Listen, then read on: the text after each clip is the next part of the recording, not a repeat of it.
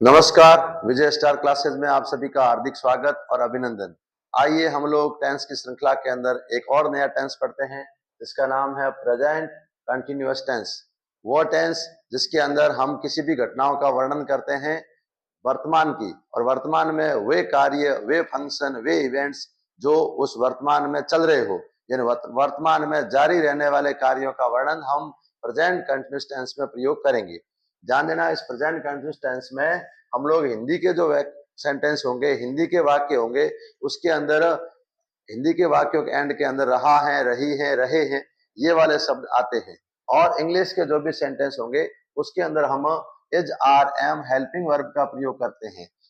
ध्यान रखना दोस्तों, इज का प्रयोग हम ही के साथ में, सी के साथ में, इट के साथ में, या कोई नाम हो या फिर आपके सिंगुलर सब्जेक्ट हो, सिंगुलर सब्जेक्ट के साथ में भी हम लोग किसका प्रयोग करते हैं, हम लोग इज का प्रयोग करते हैं।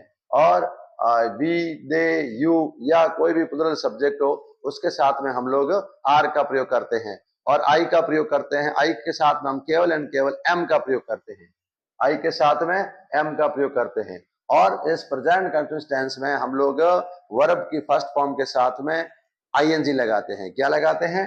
आईएनजी का प्रयोग करते हैं। वर्ब की फर्स्ट फॉर्म के साथ आईएनजी का प्रयोग करते समय हम देखेंगे कुछ शब्द होते हैं जिसके एंड के अंदर कोई भी लेटर होता है, जैसे मान लो ई होता है तो हट जाता है, कभी कभी एन या जैसे कोई लेटर होते हैं वो डबल हो जाते हैं।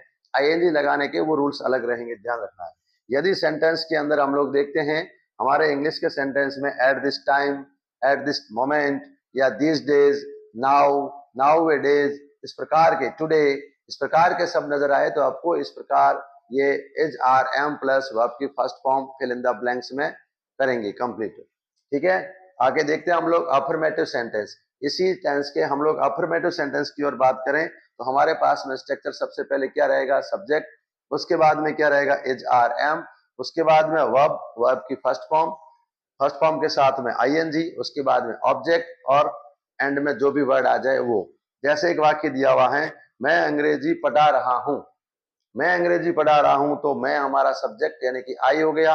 इसमें हेल्पिंग वर्ब देखेंगे, पढ़ा रहा हूं तो आई के साथ में आता है एम, और एम के बाद में आती है वर्ब, वर्ब के साथ में आएगी आईएनजी, तो हो गया टीचिंग, टीच हमारी वर्ब है, उसके साथ में आईएनजी, उसके बाद में लगा दिया क्या पढ़ा रहा हूं, इंग्लिश, तो ये लगा दिया English, I am teaching English.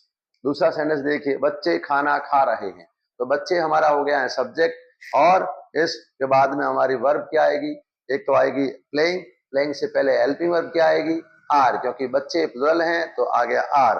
तो चिल्ड्रन आर प्लेइंग, क्या प्लेइंग, क्रिकेट, क्या प्लेइंग, फुटबॉल, क्या प्लेइंग, टेनिस, जो भी आएगा ऑब्जेक्ट बाद में आ जाएगा।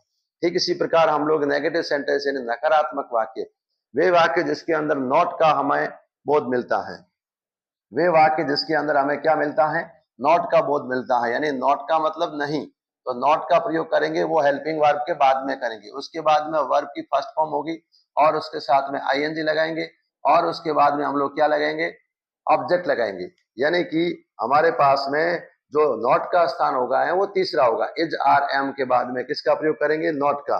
जैसे वह एक गीत नहीं गा रही है, इसका मतलब वह तो हमारा हो गया सब्जेक्ट, यानी she is not singing a song, ये यहाँ पे नॉट का स्थान तीसरा, यानी सबसे पहले सब्जेक्ट, उसके बाद हेल्पिंग वर्ब, उसके बाद में नॉट।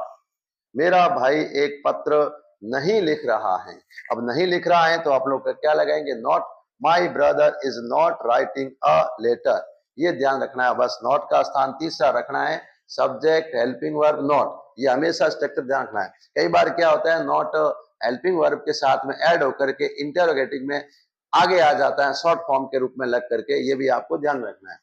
इंटरोगेटिव सेंटेंस में क्या करेंगे हम लोग, हेल्पिंग वर्ब के टाइप के इंटरोगेटिव क्वेश्चन देखेंगे, वे क्वेश्चन जिसका आंसर अपन यस या नो में, हाँ या ना में प्राप्त करते हैं, तो उनको हम लोग क्या करते हैं, हेल्पिंग वर्ब से शुरू करते हैं। या हेल्पिंग वर्ब हमारे पास में कौन सी है, is, are, am, is, are, am है, तो यहाँ पे देखते हैं क्या वे फुटबॉल खेल रहे हैं, हमने देखा ये इंटरोगेटिव सेंटेंस है, तो हमने सीधा क्या, क्या वे फुटबॉल खेल रहे हैं, तो हमने आंसर दिया यस, अगर नहीं आया तो कह दिया नो, तो यहाँ लगा दिया are helping, are they playing football. दूसरा सेंटेंस, क्या मोहन जोधपुर जा रहा है, क्या मोहन जोधपुर जा रहा है, तो is Mohan going to Jodhpur. क्या मैं एक कहानी लिख रहा हूं? Am I writing a story. यहाँ पे ये आपका हो गया है हेल्पिंग वर्ब, ये हमारा हो गया आई हो गया है सब्जेक्ट, ये हो गई है मैन वर्ब, और ये हमारा अ स्टोरी क्या हो गया है ऑब्जेक्ट। ध्यान देना, इस प्रकार के सेंटेंस आपको खूब सारे मिलेंगे। कुछ शब्द ऐसे मिलेंगे, कुछ वर्ब ऐसी मिलेगी जिनका हम आईएनजी फॉर्म नहीं बना सकते हैं। इसलिए आगे की क्लास में हम लोग देखेंगे ऐसे कौन कौन से वर्ब हैं जिनके साथ में आईएनजी का यूज नहीं करते हैं। अगर आप नए हैं तो मेरे इस चैनल को जरूर सब्सक्राइब करें। Thank you very much. जय हिंद, जय भारत।